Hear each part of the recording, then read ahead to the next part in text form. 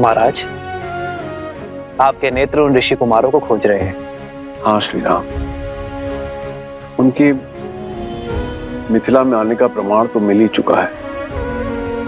वो तुनीर, अवश्य ही वो यहीं कहीं होंगे। फिर चिंता किस बात की? ऐसी प्रतिस्पर्धा कोई धनुर्धर नहीं छोड़ेगा।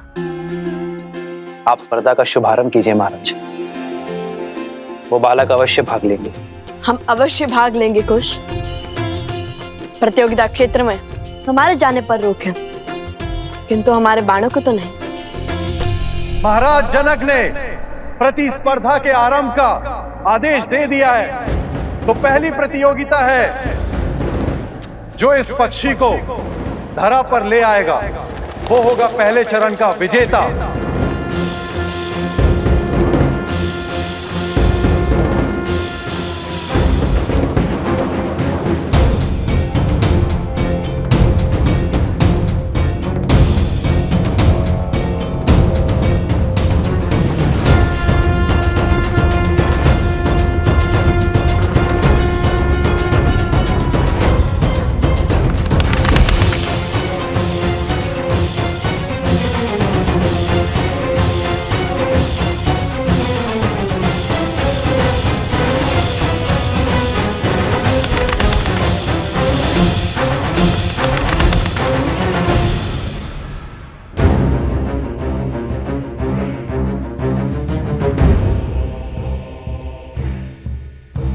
पुनः यही आ पहुंचा।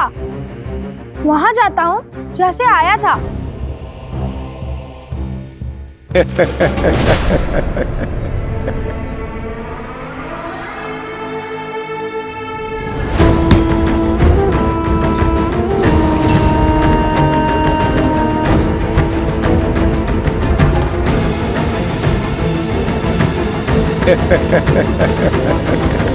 महाराज, इस पक्षी को नीचे लाने के लिए प्रतियोगी इस पर वार करेंगे, इसे मार देंगे।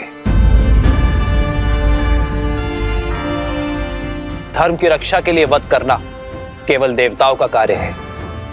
आत्म सुरक्षा के लिए वध करना मनुष्य का कार्य है। भोजन के लिए वध करना पशुओं का कार्य है। किंतु केवल मनोरंजन के लिए या सामर्थ्य के प्रदर्शन के लिए वध करना केवल और केवल राक्षसों का कार्य है।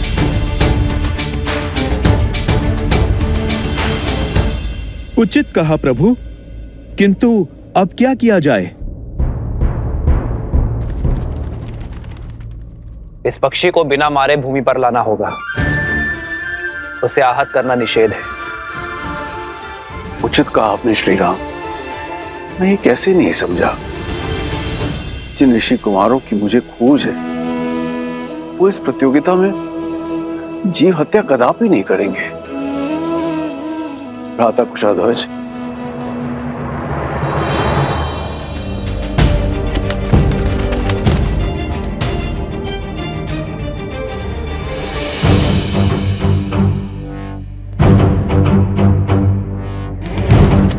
प्रभु, बिना पक्षी को आहत किए कैसे नीचे लाएंगे वो?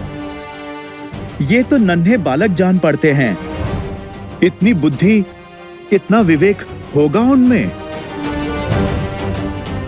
प्रभु, कहीं प्रयास में ही पक्षी आहत हो गया तो?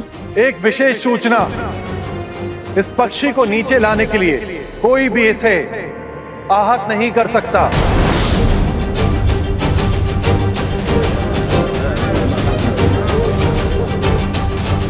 अरे बिना वार किए नीचे कैसे लाएंगे?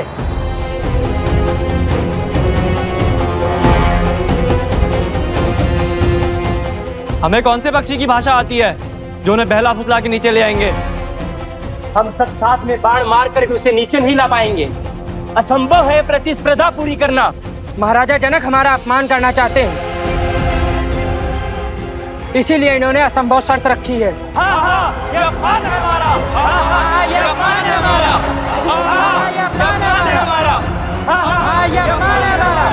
हाँ हाँ, ये अपमान है हमारा। ये अपमान है हमारा। शांत हो जाइए,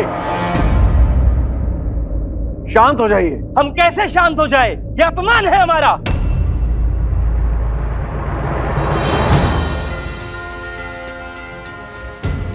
जय श्री राम। भैया वो देखिए, हनुमान जी, हनुमान जी। जय हनुमान, जय बजरंगबली। धन्य हो गए हम। पहले प्रभु श्री राम और अब हनुमान जी के भी दर्शन हो गए हमें। अब बस माता सीता के दर्शन हो जाए। राम नाम से सागर में पत्थर तैर गए महाशय। और आप कहते हैं बिना मारे पक्षी को नीचे लाना असंभव है। प्रतियोगिता का नियम है तो उसे पूरा करने वाला भी होगा, अन्यथा हार मान के अपने ध्वज को लज्जित करके आप चले जाइए यहां से।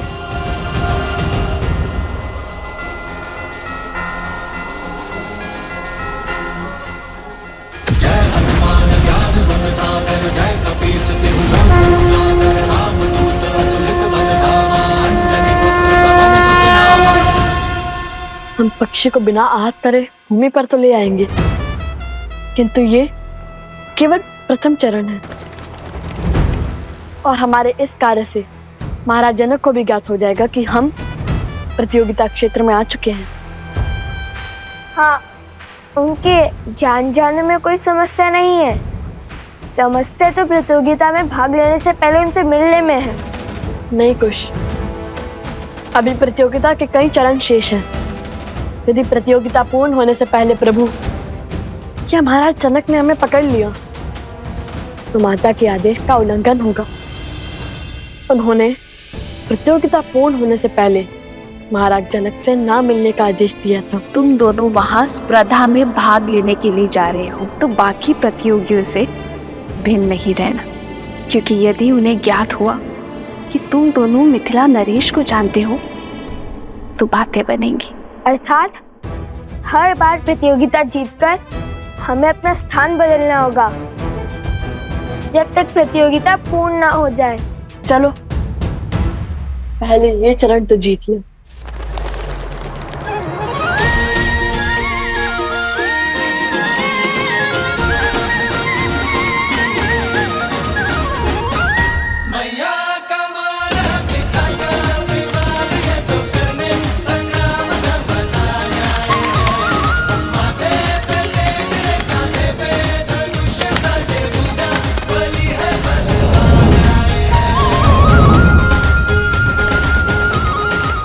अभी नहीं कुछ, उसे तनिक हमारे महाराज के निकट तो आने दो।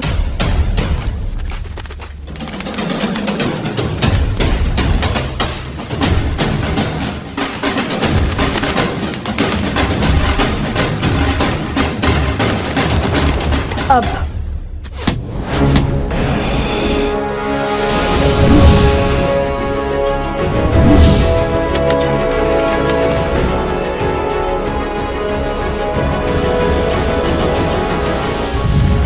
वो देखिए तीर।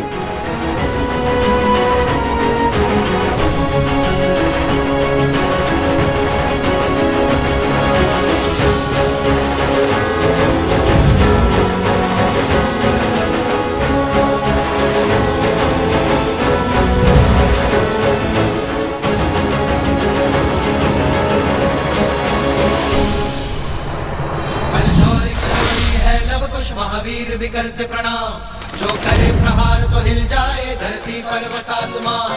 बलशौरी की जोड़ी है लव कुश महावीर भी करते प्रणाम, जो करे प्रहार तो हिल जाए धरती पर्वत आसमान। धनुष उठावे प्रत्यंचा जब करे बाण संधान, तो इनमें दिखे सीता का धीरज बल जैसे श्री राम। जाते राम की मर्यादा सीता का बलिदान, इनमें भक्ति में छोटे तो हनुमान आए। अद्भुत, वर्षों से ऐसी कला नहीं देखी मैंने। प्रभु, आपको प्रसन्न करने वाले ये धनुर्धर सामान्य नहीं हो सकते। ये अवश्य ही उन ऋषि कुमारों की लीला होगी। आर्य, सच कहते हैं आप। कुशध्वज, आप शीघ्र सैनिकों को उस ओर भेजिए। मुझे दोनों बालक चाहिए। ये तेजस्वी बालक किसी साधारण वंश के नहीं हो सकते। मेरा भी अनुमान यही है गुरुदेव। उनकी प्रतिभा निकट से देखने की इच्छा मेरी भी हो रही है महाराज, पर वो दोनों बालक है का? भला ये अपनी पहचान छुपाकर क्यों भाग ले रहे प्रतिभा वे दोनों?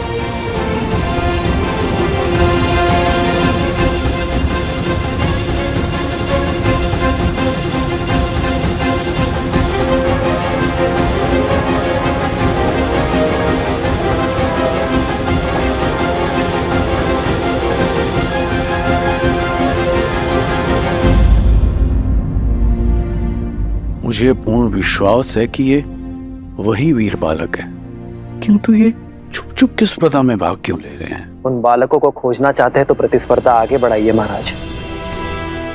जिन्होंने पहले चरण में अपना शौर्य दिखाया है, वो दूसरे चरण में भी अपनी उपस्थिति अवश्य दिखाएंगे। आनंद,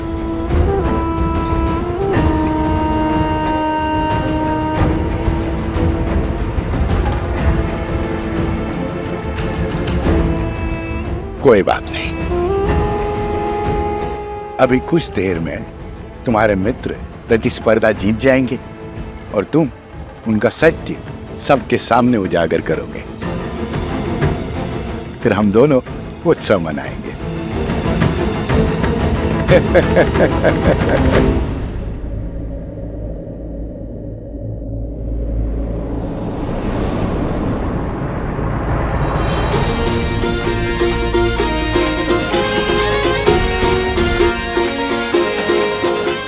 जाओ वहां, खोजो उन्हें।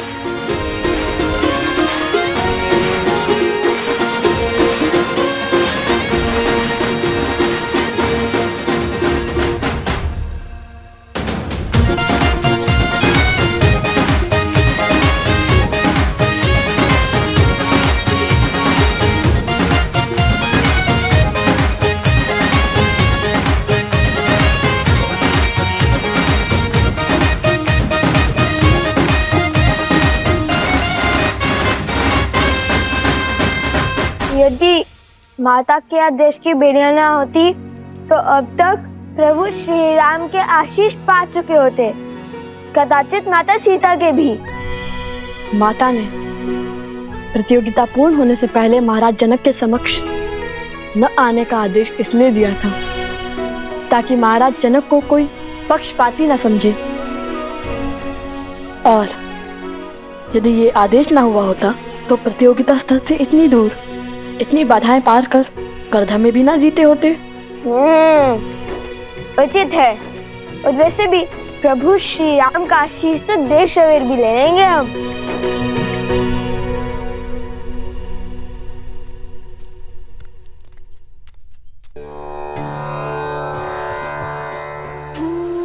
कितने सुंदर और अनोखे पुष्प हैं वन देवी, कहाँ से मिले?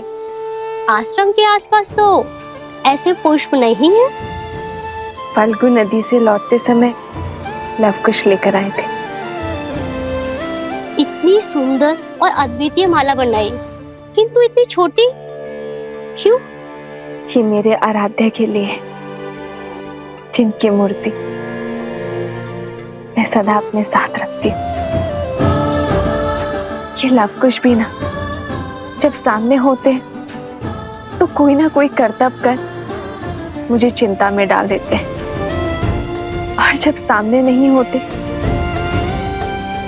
तो किसी अनिष्ट का भय मेरी चिंता का कारण बन जाता है। तो सोचती हूँ किसी न किसी कार्य में अपना मन लगा लूं। आज भी न जाने कैसी चल रही होगी उनकी प्रतिस्पर्धा। कहीं माता उन्हें देखकर सत्य न जान गई हो। तो अब समय आ गया है इस प्रतियोगिता के दूसरे चरण का आरंभ करने का। देखते हैं इस चरण में कौन जीतता है, वो जो हमारे समक्ष हैं या वो जो गुप्त हैं, जिनके केवल बाण ही हमारे समक्ष हैं। श्री राम, लवकुश की प्रतिभा को देखते हुए ऐसा प्रतीत हो रहा है कि इस प्रतियोगिता के स्तर को बढ़ाना होगा। आपके क्या विचार है?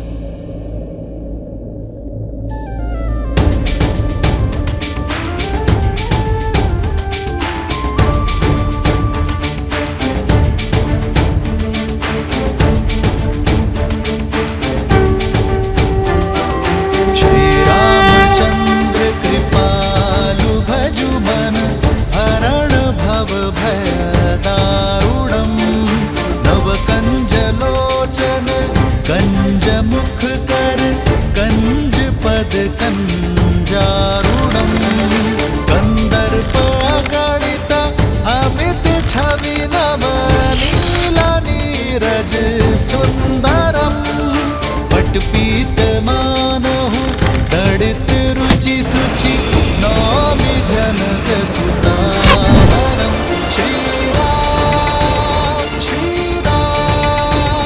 राम राम श्री राम। भूमि से जल और मन का पाप जब बाहर निकलता है तो उसके स्रोत को रोकना असंभव हो जाता है। आज जो धनुर्धारी इस जल के स्रोत को रोक पाएगा वही वास्तव में महान कहलाएगा और इस चरण का विजेता भी।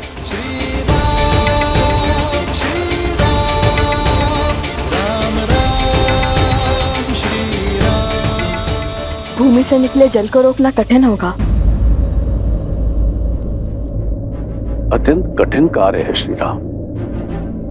किसी भी भूमि से जल निकालना गुरु अपने शिष्य को अवश्य सिखाते हैं, किंतु धरा से निकलते जल को रोकना ये हर किसी के बस की बात नहीं है।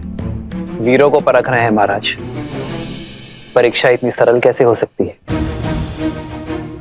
देखते हैं उन ऋषि कुमारों ने विद्या सीखी है या नहीं।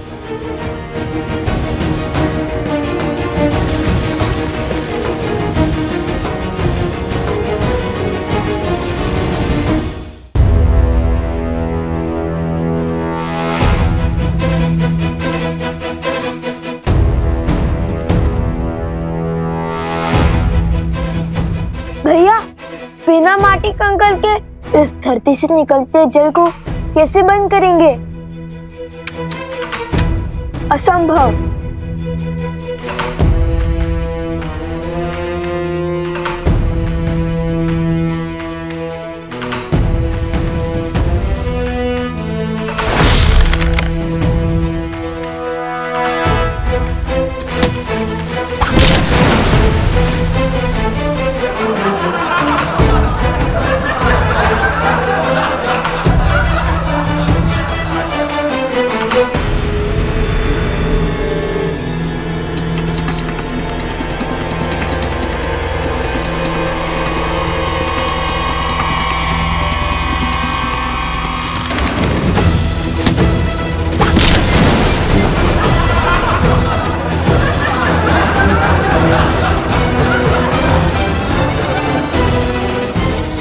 स्मरण है भगवान वाल्मीकि ने हमें क्या कहा था?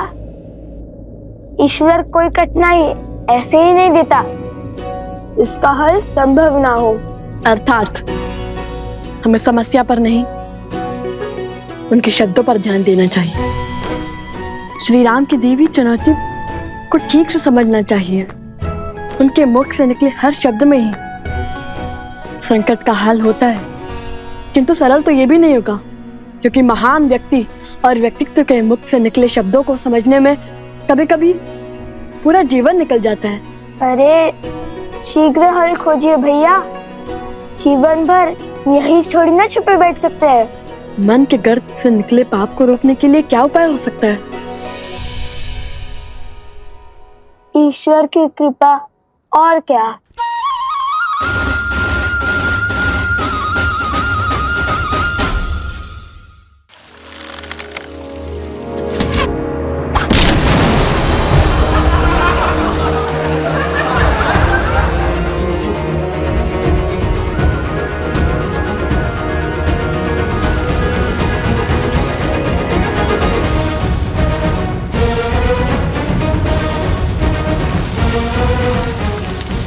लो, मिल गया उपाय।